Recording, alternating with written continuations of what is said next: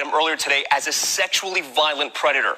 Cosby was convicted in April of drugging and sexually assaulting Andrea Constant at his home in 2004. The jury, for what was a retrial, found Cosby guilty on 3 felony counts. And just moments ago, the same judge in that case, Judge Stephen T. O'Neill, ruling Bill Cosby needs to serve time in prison. Lindsay Davis has been standing by. She's covered this case from the get-go. She was inside court as the judge handed down that sentence. Lindsay, walk us through this. What a lot of people expected would happen. David, Bill Cosby remained emotionless. He had his head forward. He sat just looking straight ahead.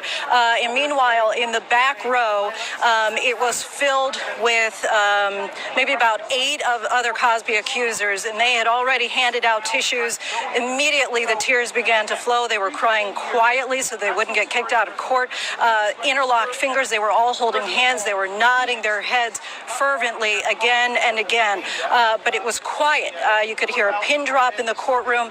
Additionally, the judge said that he'll have to pay for the prosecution costs for court. He has to pay a $25,000 fine. Leading up to his sentence, he gave some really strong quotes directly aimed at Bill Cosby, and he said, "The jury's verdict must be heard loud and clear.